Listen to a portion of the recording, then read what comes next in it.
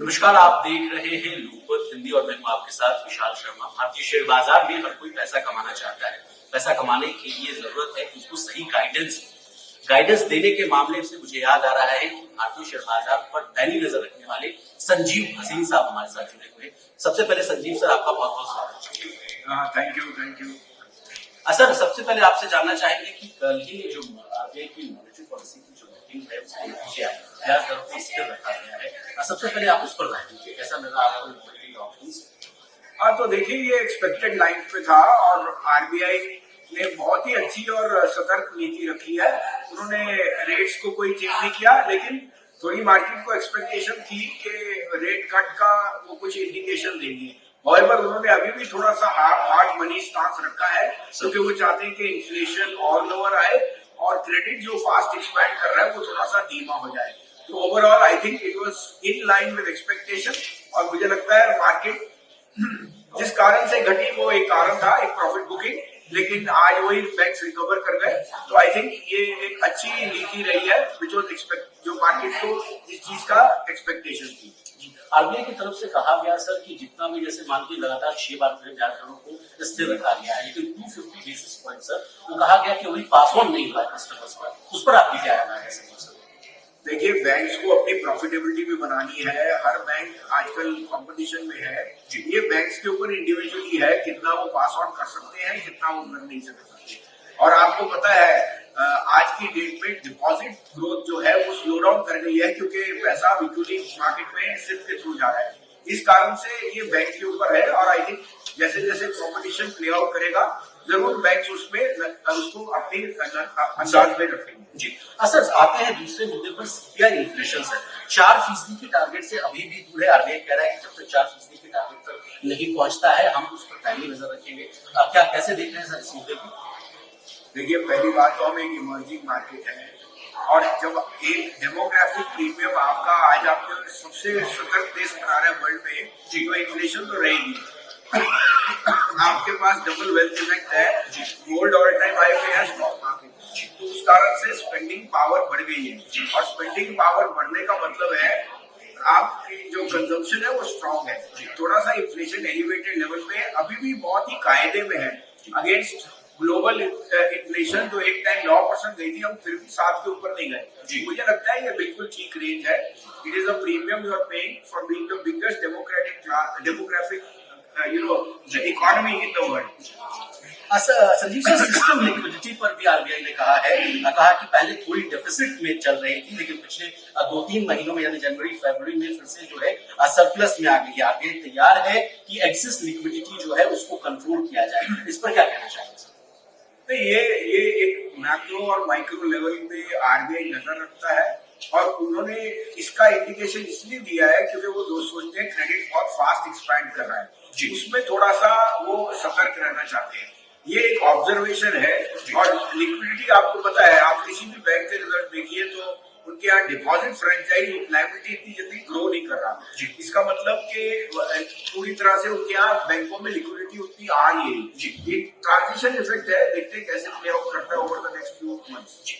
Sanjeev sir, अंतरिम budget भी सरकार ने पेश किया 1 फरवरी को।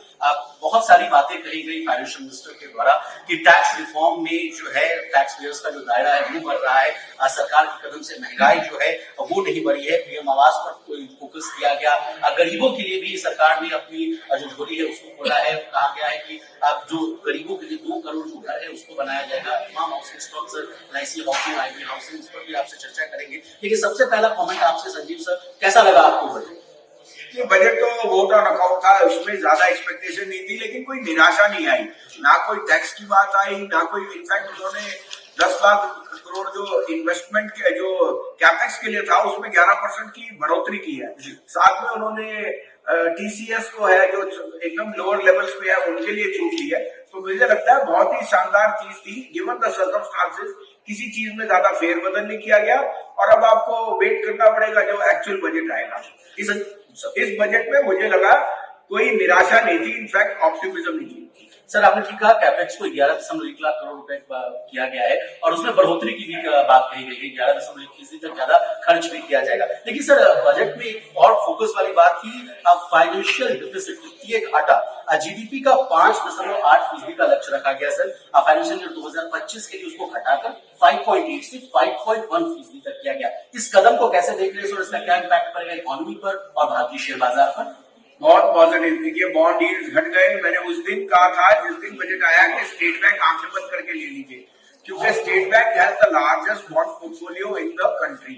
और आज देखिए उस समय मेरे ख्याल 650 का भाव था, 750 हो गया प्योरली ऑन द बैंक के। अगर यील्ड्स फॉल करते हैं, गवर्नमेंट की डिफिसिट ही कम है, तो उससे अच्छा उनकी बोरोइंग ही कम होगी। तो ये दूसरा आपने सर मिस कर दिया कि रेलवे के लिए, रेलवे इन्वेस्टमेंट के लिए फिर बहुत शानदार उन्होंने कहा जी। और आपको बताऊं कि लास्ट ईयर के 10 लाख से अगर 3 महीने आप लिए जाए तो 2.5 लाख करोड़ अभी सरप्लस उनके हाथ में, और 1.25 लाख करोड़ और आ गया। तो आप सोच सकते हैं 3.25 लाख करोड़ की स्पेंडिंग अभी इंफ्रास्ट्रक्चर, रेलवे, इन सब चीजों में अभी आएगी, जिससे जॉब क्रिएशन होती है और एक ओवरऑल फील गुड फैक्टर आता है कि government spending is catching up. Sir सरकार ने जीडीपी का नया डेफिनेशन भी दिया, आपकी गवर्नेंस, डेवलपमेंट एंड परफॉर्मेंस। अब आते हैं सर स्टॉक्स में, इकोनॉमी पर आपसे चर्चा कर ली। अब आप जिसके लिए फेमस हैं, जिसके लिए व्यूअर्स हमारे सुनना चाह रहे हैं, सर पीएसयू स्टॉक्स पिछले 2-3 साल 4 साल में अगर आप देखें 200 से 300 गुना प्रतिशत तेज दौड़ लगा चुके हैं। इलेक्शन ईयर है, फिस्कल डिफिसिट को घटाया जा रहा है। सबसे पहले सर पीएसयू स्टॉक्स में क्या करेंगे? अगर है तो बने रहिए, नहीं तो जब मौका मिले नहीं। देखिए 10 साल जो स्टॉक्स नहीं चलेगा सेक्टर वो पीएसयू था, और सबकी यही डेफिनेशन है, stay away from PSU. Share बाजार में नेवर से नेवर जी। जो 10 साल में नहीं बना वो 2 साल में बना जी। 4 साल में मार्केट कैप पीएसयू की 13 लाख करोड़ से आज होगी 70 लाख करोड़ जी। जो सीपीएसई ईटीएफ 14 का था आज 75 का हो गया जी। Proof of the pudding lies in the eating. और मुझे लगता है पीएसयू में अभी तो और बाकी है जी। सर इंडिया 7-7.5% की दर से ग्रो कर रही है। आप पीएसयू पर भी आपसे बात करेंगे सर। पब्लिक सेक्टर कंपनियों का जो वैल्यू था आज से 3-4 साल 5 साल पहले सर, अब वो 13 लाख करोड़ के आसपास था। अगर मैं गलत हूं तो आप मुझे करेक्ट कीजिएगा सर, लेकिन आज ये 50 लाख, 51 लाख, 52 लाख करोड़ के पार चला गया है। तो क्या सर ये तेजी अभी टिकाऊ है, बने रहे, या बहुत सारा ऐसा प्रश्न आ रहा है व्यूअर्स का, निवेशक का, कि ओवर वैल्यू तो नहीं हो गई है? देखिए पेसिमिज्म में अंडर वैल्यू होता है, ऑप्टिमिज्म में ओवर वैल्यू। हूज टू से क्या टॉप है, लेकिन अगर आपके पास है तभी आपको उसका मिठाई का स्वाद आएगा। वहां देखने से दुकान में तो कुछ नहीं मिलने वाला। तो जैसे मैंने कहा, मैं तो इंडिया बुल माना जाता हूँ, इंडिया पेट्रियट, और मुझे लगता है पीएसयू तो अभी शुरुआत में है, क्योंकि सेक्टर वाइज कुछ हो सकता है सेक्टर ज्यादा आउटप्ले कर दे, लेकिन ओवरऑल बास्केट अभी भी बहुत अट्रैक्टिव है फॉर 3 गुड रीजन। एक ऑटोनॉमी जो मोदी जी की सरकार ने दी। 2, उनके यहाँ अपने आप एक दारोमदार रहा है for competing amongst the best. और तीसरा मोनोपोली बिजनेसेस, किसको पता था कॉडकॉर और हिंदुस्तान एरोनॉटिक का बिजनेस है। और अगर मेड इन इंडिया होता है तो डिफेंस और पीएलआई से इनको एक नया अवतार मिल गया। तो मुझे लगता है अभी भी there is lot of room on the upside. Short term में of course volatility आ सकती है, क्योंकि रन अप काफी हो चुका है। सर एक और सवाल उभर आ रहा है कि सरकार जो है वैल्यू अनलॉकिंग कर सकती है, डिसइन्वेस्टमेंट के बारे में सोचा जा रहा है, शिपिंग कॉर्पोरेशन ऑफ इंडिया की चर्चा हो रही है। तो क्या इससे ये डर तो नहीं आना चाहिए सर कि अब सरकार बेच रही है तो हम क्या करें? नहीं, आई थिंक उनके कोई भी डिसइन्वेस्टमेंट पहले ही होता था, पीसफुल होती थी, फिर उन्होंने ऑन द ब्लॉक डाला। अब उन्होंने एक ईटीएफ बना दिया है जिसमें वो डिसइन्वेस्ट करते हैं। सरकार के जो फाइनेंसेस हैं, आप अगर देखें तो fiscal deficit as at 16 quarter low. मुझे लगता नहीं सरकार को कोई जल्दी है, लेकिन कोई भी डिसइन्वेस्टमेंट हुई वो एक मार्केट अब्सॉर्ब कर जाएगी, क्योंकि अभी एपेटाइट बहुत स्ट्रॉन्ग है पीएसयू। सर जैसा कि आपने कहा कि कैपेक्स पर सरकार का जोर है, 11 लाख तक खर्च करने की योजना है, तो सबसे पहला सवाल सर, अब स्टॉक स्पेसिफिक आते हैं, इंफ्रास्ट्रक्चर स्टॉक्स को अगर आपको पसंद आ रहा हो, इस लेवल पर अट्रैक्टिव लग रहा है, जिसमें भी और तेजी बरकरार रह सकती है सर? देखिए मेरे को 35 साल हो गए शेयर बाजार में, मैंने कभी नहीं देखा ABB, Siemens, Cummins, L and T, BHEL hit all time highs जी। अब ये बताता है कि 25 साल से जो कैपेक्स नहीं था, प्राइवेट कैपेक्स प्लेयर उसमें इन्वेस्ट कर रहे हैं।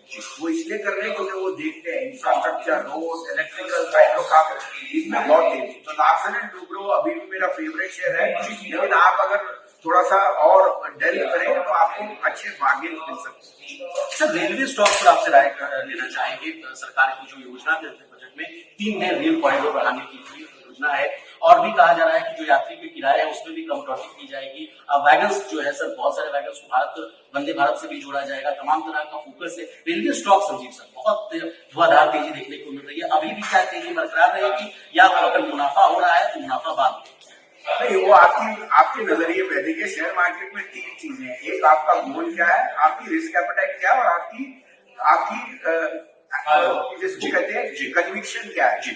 मुझे लगता है रनअप बहुत स्ट्रांग हो चुका है कई सेक्टर्स में और प्रॉफिटिंग। लेकिन अगर मैं आपको 2 नाम दूं, कॉनकॉर और आईआरसीटीसी, मुझे लगता है ये तो अभी कुछ भी नहीं चले। आईआरसीटीसी 85% एबिटा कमाता है फ्रॉम रेल बुकिंग और वंदे भारत आदि। 36% नील से कमाता है, जिसके लिए 82% वाटर शेयर है और 16% केटरिंग से।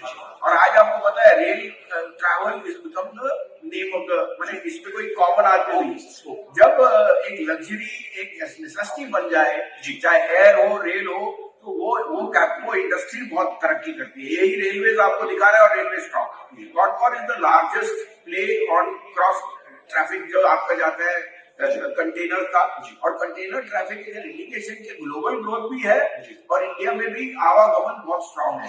तो मैं ये स्ट्रांगली रेकमेंड करता हूँ, थोड़े से लंबे नजरिए के रखें तो आपको इसमें अच्छे पैसे मिलेंगे। सर ट्रैवल से मुझे याद आया कि टूरिज्म सेक्टर भी फोकस में था। हालांकि सर रिलीजियस टूरिज्म और मेडिकल टूरिज्म के प्रति जो विश्व जो है भारत की तरफ देख रहा है सर, बहुत इसमें जोर है। आजमाइश भी और देखने को मिलेगा। ऐसी भी योजना है कि सर केंद्र सरकार जो है राज्यों को फंड देगी, ब्याज लोन देगी, ताकि आप वो रिलीजियस स्पॉट बना सके, पर्यटन केंद्र बना सके। तो सर टूरिज्म स्टॉक्स पर नजर रखें। बिल्कुल बिल्कुल, जय श्री राम। क्योंकि आपने जो अयोध्या में कर दिया है वो तो मैंने एक मार्वल हो गया। और मैं इसलिए नहीं कह रहा क्योंकि हम भगवान की तरफ, लेकिन आस्था एक ऐसा इमोशन है जिसका कोई मूल नहीं होता। और हमारी ये 10 साल से जो मोदी जी की सरकार है, उन्होंने इन चीजों पे काफी दारोमदार लगाया है, कैसे रिलीजियस टूरिज्म को और बढ़ावा दें और जो यात्री वहां जाते हैं उनको सुविधाएं दें। और ये बहुत ही पॉजिटिव है। मुझे लगता है टूरिज्म एक सेक्टर के ओर से बहुत अच्छा है। और आपको बताऊं 2021 में मेरी दिवाली पे किचन होटल थी 140 रुपए में, आज उसका भाव 550 है। मैंने भी अंदाजा किया था कि 3 साल में इतनी जल्दी, लेकिन वो बता रहा है कि होटल्स, एयर ट्रैवल, एंटरटेनमेंट और रिलीजियस का जो आवागमन है वो बहुत स्ट्रॉन्ग सेक्टर में, क्योंकि उससे बोट्स की ट्रैफिक बनता है, एयरपोर्ट बनते हैं, तो ये सारा एक इकोनॉमी को फिलिप देता है। सर अब आपसे बात करना चाहेंगे रिस्क पर, जो geopolitical tension sir Sanjeev sir, Israel Gaza का जो वॉर है खत्म होने का नाम नहीं ले रहा है। ईरान इजराइल कहते हैं, रेड सी वाला जो मामला आपको भी पता होगा कि हौथी अटैक करते रहते हैं इस चीज पर। सर ये जो साल है इलेक्शन का साल है, इलेक्शन के रिजल्ट आने वाले हैं। यूएस के मैक्रो जो डाटा है वो भी आपको अच्छे से स्टडी करना होगा, समझना होगा यूएस का इन्फ्लेशन का रेट जो है। और ऊपर से sir top of the bottom की अगर फेड चेयरमैन का जो स्पीच है अभी कह रहे हैं कि ब्याज दरों में और कटौती की संभावना है। क्या सर ये चुनौतियां भारतीय शेयर बाजार पर इम्पैक्ट डालेगी? इनसे सतर्क रहने की जरूरत है, क्योंकि मार्केट आप देखने से 22,000 के आसपास निफ्टी ऑल टाइम हाई से ट्रेड कर रहा है। क्या आपसे समझना अगर चाहेंगे संदीप सर की क्या है डूज एंड डोंट्स? देखिए, मार्केट में रोज बॉल्स और बरी आती है, माने चिंता की दीवारें आती हैं, मगर मार्केट को सब लाभ देता है। आप ये बोल रहे हैं कि इस महीने 21,000 करोड़ का सिर्फ आया है। देखिए, मैं तो रिटेल 7.5 लाख क्लाइंट है हमारे जो रिटेल फ्लो है, मैं तो रिटेल से देखता हूँ, मुझे बाहर से नजर रखता हूँ। लेकिन रिटेल तो अभी एक एसेट क्लास बना रहा है कॉल्ड इक्विटी। इसमें तो अभी 14 करोड़ डीमैट अकाउंट है, 140 करोड़ की आबादी में, इसमें 8 करोड़ ऑपरेशनल है। आप सोच सकते हैं रिटेल मनी जब इक्विटी को एसेट क्लास बनाएगा कितना उसका वेटेज है। दूसरा, आपकी सही फरमाइश है कि ओवरऑल ये चीजें हमारे हाथ में नहीं है। जियोपॉलिटिकल रिस्क या trade imbalance because of Red Sea, ये ना मैं ना आप, हमें तो फोकस करना है कि इंडिया की डेमोग्राफिक प्रीमियम क्या है। जब ग्लोबल रिसेशन आया है, हमारी अपनी पॉपुलेशन इंटरनली सब कुछ कंज्यूम कर सकता है, और वो स्ट्रेंथ बाहर वालों को भी दिखती है और लोकल इन्वेस्टर्स को। इस कारण से मुझे लगता है। दूसरा, मैं आपको बताऊं, आपने फेड की भी बात की, US markets are hitting all time high. कल शायद आपने देखा नहीं था, जापानीज इंडेक्स है 35 ईयर हाई। इसका मतलब इक्विटी में रुझान अभी शुरुआत है और बुल मार्केट में अभी भी और आगे है। हाँ, हम 22,000 के नंबर को अगर तुलना करें तो we have run up quite sharply. वहां पे थोड़ा बहुत वॉलेटिलिटी, प्रॉफिट बुकिंग जरूर आएगा और उस टाइम के लिए मार्केट कंसोलिडेट करेगी, लेकिन स्टॉक स्पेसिफिक, सेक्टर स्पेसिफिक अभी भी आउट परफॉर्मेंस जारी है। सर, प्रॉफिटेबिलिटी से याद आया, पेटीएम एक स्टॉक है जिसमें निवेशकों का लगातार रुझान रहता है। आप देख रहे हैं हालत इतनी खराब है, पेटीएम पेमेंट बैंक पर जो आरबीआई का एक्शन है उसके बाद शेयर खराब हो चुके हैं। हालांकि निचले लेवल से 400 रुपए के आसपास से फिर 500 तक गया था, लेकिन आज भी सर शेयर में आज बहुत सफेद लगा हुआ है, 400 के आसपास फिर आ चुका है। क्या करें सर पेटीएम में निवेशक? नहीं, इंडिविजुअल स्टॉक पे मैं मुश्किल होएगा। हम भी इन्वेस्टेड है पेटीएम में, बिकॉज ये हमें भी नहीं पता था कि ऐसी मूव आएगी। अब देखिए, इसके ऊपर और डिपेंडेंट है कैसे कंपनी इंगेज करता है आरबीआई से, फाइनेंस मिनिस्ट्री, और अपनी जो उनकी जो वीकनेसेस है उनको सुधार देता है। आपको पता है as a payment bank UPI और क्यूआर में इट इज नंबर 1, लेकिन कुछ टाइम के लिए जब तक वो अपने आप की डिफिशिएंसीज को सुधार ना ले तब तक ये अटकली रहती रहेगी। आगे जाते हुए हमें फिनटेक पे बहुत भरोसा है। हम इन्वेस्टेड है जोमैटो में, बीबी फिनटेक, जिन्होंने बहुत अच्छे रिटर्न दिए हैं और आगे भी हमें लगता है ठीक रहेगा। लेकिन पेटीएम पे हम आगे टिप्पणी तभी करेंगे जब उनका कुछ रेजोल्यूशन निकलेगा with the ministry and reserve bank.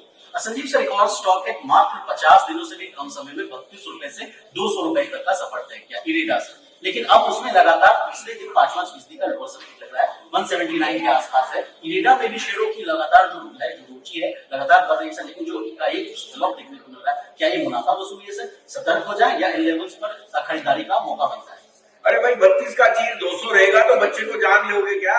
उस टाइम प्रॉफिट आएगी और 5 time price to book trade करेगा तो आज आपको एचडीएफसी बैंक जो 5th लार्जेस्ट बैंक है वो 2.5 टाइम मिल रहा है। तो वैल्यूएशन पैरामीटर कभी आपको पैराबोलिक ले जाते हैं, उस समय यूफोरिया में भय मत जाइए, कुछ अपना डेटा चेक कीजिए, आपकी क्या उसकी वैल्यूएशन है। वैल्यूएशन शॉर्ट टर्म में market can be over optimistic, over pessimistic, long term it is a slave to earnings. मुझे लगता है आज की डेट में कोई इन्वेस्टमेंट स्टॉक आप पूछ रहे हो तो वो एचडीएफसी बैंक है और आईसीआईसीआई प्राइवेट बैंकर्स में सबसे बढ़िया है। उनके आज की डेट में प्राइस टू बुक 2.5 टाइम है, जो एचडीएफसी का सालों साल नहीं है। तो किसी भी कारण के लिए आपको मौका मिले अच्छे फ्रेंचाइज का मानिए। IREDA is a very good long term play, लेकिन अभी वैल्यूएशन काफी स्ट्रेस हो गए। संजीव सर, शो के अंतिम कुछ बयान पे हम आ चुके हैं। भारत जो है 5वीं लार्जेस्ट इकोनॉमी है, 3rd लार्जेस्ट इकोनॉमी बनने की हम अग्रसर हैं। 2047 तक कहा जा रहा है, संसद के पटल से सरकार कह रही है कि हम विश्व गुरु बन जाएंगे, विकसित भारत बन जाएंगे। अब आपसे ये अंतिम सवाल है कि किन सेक्टर्स में सर लंबी अवधि के, क्योंकि आप लंबी अवधि के निवेशक माने जाते हैं, लंबी अवधि में कैसे पैसा लगेगा, आप बताइए सर कौन सा सेक्टर आपको ज्यादा बेहतर लग रहा है? तमाम स्टॉक्स पर हम चर्चा करेंगे, कहाँ पैसा बनेगा, आसान भाषा में। नहीं, कहाँ पैसा बनेगा? आप एक तो पहली बार मैं आईएफएल सिक्योरिटीज में हूँ, आप अच्छे ब्रोकिंग हाउस से अपना आप आरएम बनाइए या म्यूचुअल फंड लीजिए, लेकिन आपको हैंड होल्डिंग चाहिए। म्यूचुअल फंड में निवेश अभी भी सही है, क्योंकि म्यूचुअल फंड मैनेजर 365 दिन 24 घंटे यही करते हैं। हम एक ब्रोकिंग फर्म में हम आपको गाइड कर सकते हैं। देखिए, कैपिटल गुड्स, बैंक्स और ऑटो ये अभी भी बहुत अच्छे लगते हैं, लेकिन 2 सेक्टर जो अभी भी मुझे बहुत अच्छे लगते हैं वो है सोलर एनर्जी और ईवीज। इनमें आप अच्छे स्टॉक्स पिक करें तो आपको बहुत अच्छे पैसे मिलेंगे। तो ये जो संजीव भसीन साहब बेबाकी से अपनी राय रखने के लिए माने जाते हैं, भारतीय शेयर बाजार पर कंपनी है वो बहुत ही मददगार साबित होती है निवेशकों के लिए। इसी तरह बिजनेस जगत से जुड़ी तमाम ताजा तरीन खबरों के लिए बने रहिए हमारे साथ और देखते रहिए।